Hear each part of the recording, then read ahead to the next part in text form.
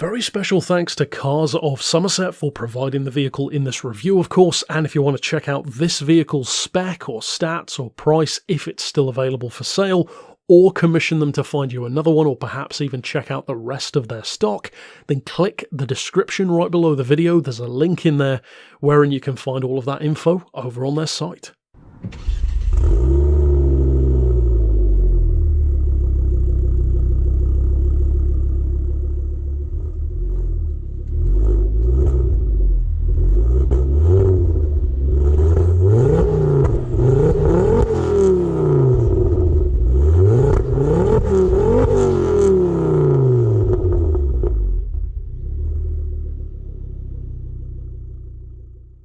There aren't that many reviews here in Beards and Cars which I get hyped for myself. There are many which I look forward to doing, and there's a whole bunch of them which I'm yet to do that I really want to.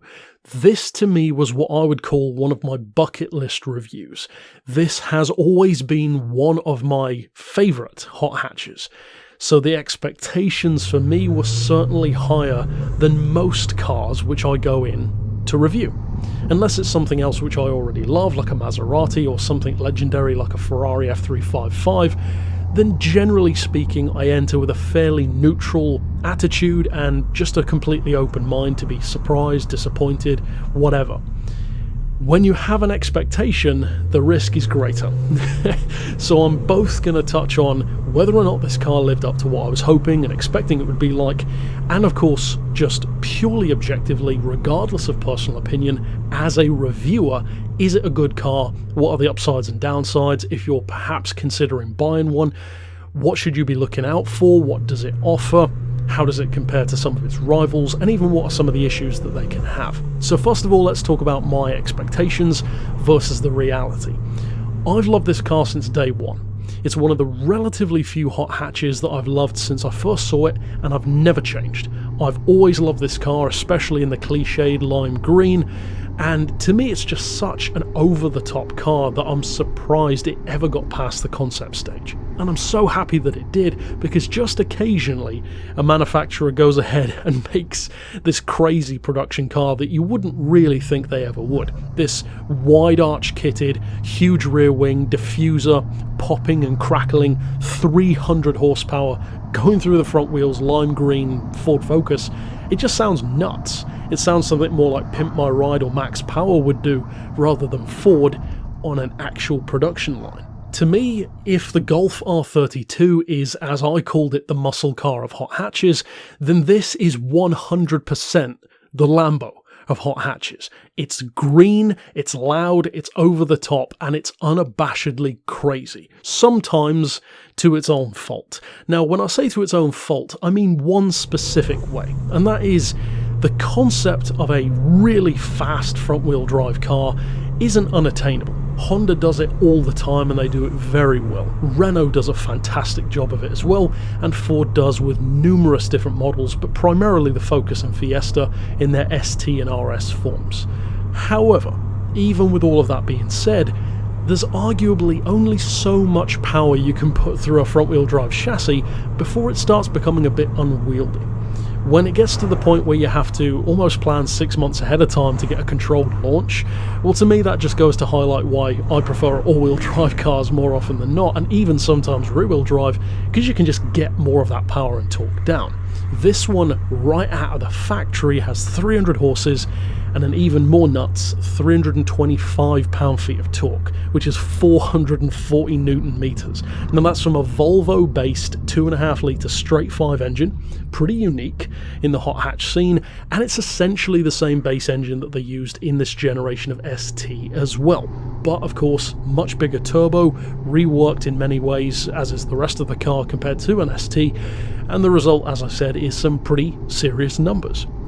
And then if you buy the RS 500 edition, which is super rare, that's got even more, just under 350 horsepower, which is even more nuts and of course even quicker.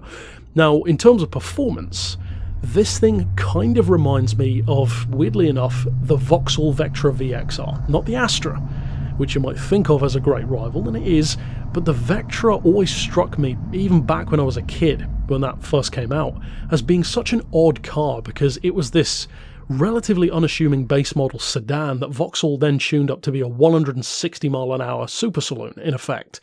This Focus is kind of like that in the hot hatch world. This can do 163 miles an hour. Only a couple of decades ago, that would have been Porsche territory. Now it's a Ford Focus.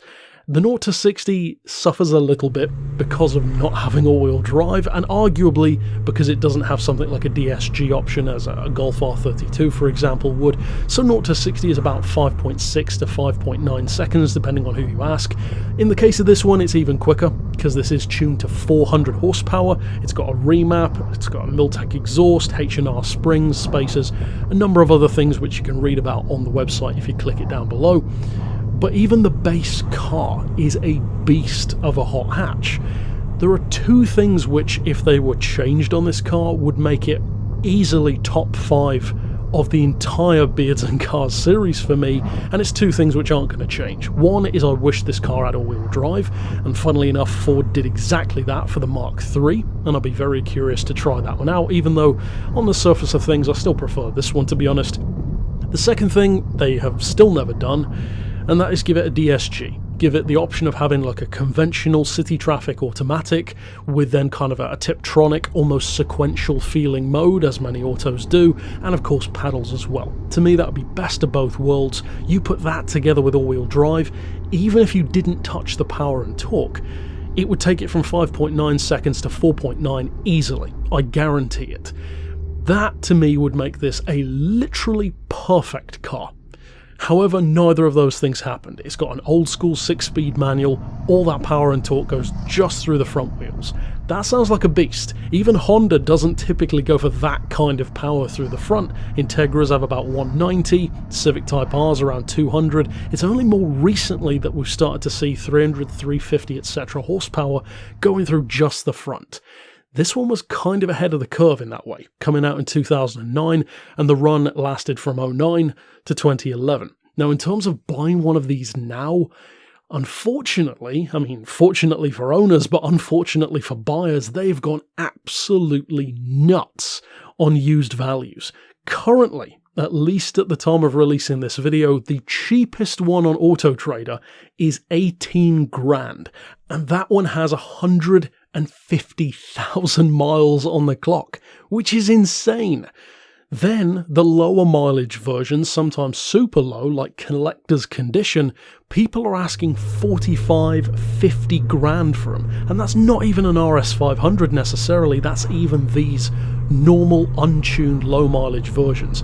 Now sure, it's a modern icon, but this isn't actually a homologation car. So to see those kind of values does surprise me. It's a fantastic car, without question. But even I would say, as a lover of the car, that's a bit excessive.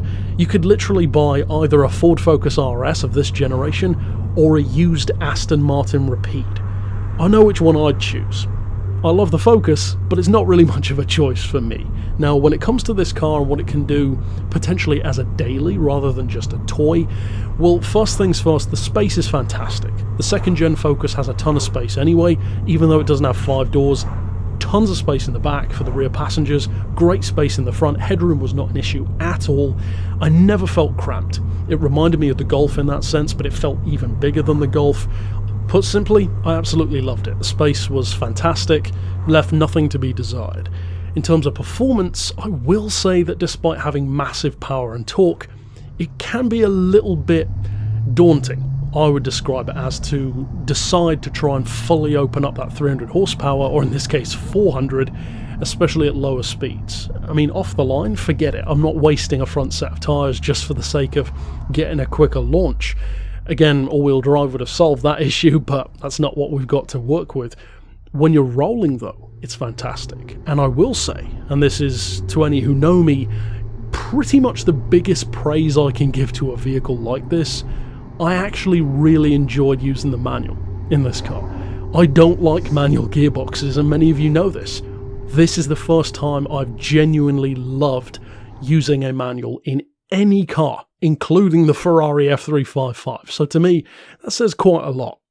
There's something undeniably addicting about hitting a shift, hearing that dump valve. It does feel like a rally car. Sounds a little bit Subaru-esque as well. The straight 5 will do that for you. crazy rolling on, spooling up, almost like 80s or 90s style turbo lag, which even though technically makes it slower than it could be, it feels appropriate. To me, it's almost like a turbine, which of course is my favourite kind of engine, and that rolling, building performance and torque and power is so much fun. It's so addictive in a similar way to the Nissan GT-R, which I reviewed. Of course, that one's far more responsive and ultimately far quicker, but it's similar. It has that really addictive build of performance, which you just keep wanting to get a hit of. And amongst other things, because of the GT-R's all-wheel drive, because of this car's front-wheel drive, you can open it up without really worrying too much about the car suddenly losing control. Sure, you can crash it if you drive like an idiot, of course, but for all of its crazy power and torque, it did feel usable, and the performance was very, very fun. Handling-wise, it is big, it's fairly heavy, even with front-wheel drive for a hot hatch. I will say I liked it, but I am a little bit biased. I love big, heavy cars. In fact, I prefer them. Maybe it's because I'm a bigger guy myself, so I'm used to piloting around a larger, heavier body.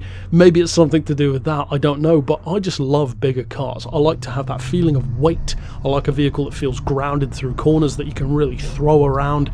Something that's meaty, and this car feels just that. It's meaty, it's beefy, it's not quite as precise or as sharp as a Golf R32 or even as the Audi S3 or perhaps the Civic Type R, even though I do prefer this over that car, but it's very reassuring. That's how I would describe a lot of this car's personality. It feels very safe and very forgiving, which is surprising given that it's this lime green monster, but it's a very pleasant car to work with. It feels like it wants to work with you, not against you. In terms of stuff like running costs, well, if you can afford 50 grand for one, then you probably aren't too concerned about that, but incidentally, it's not too bad. If you push it hard, you get about 20 to the gallon out of it.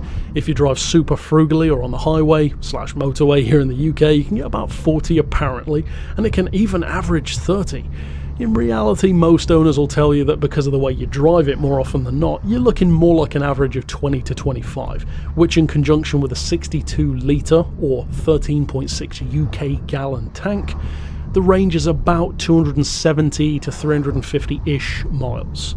So not exactly a super eco hatchback, but for what it is, for its performance, for how many smiles per mile you get, it's good enough. What then in terms of issues? What should you be looking out for? Well, certain things that I always like to say, of course, apply. Look at how many owners it's had. Check out its MOT history even more so than its service history, because that will often tell you about failures which it's had, or certain things which may need to be changed because they haven't already. Sometimes not seeing something on an MOT can be just as bad as seeing it.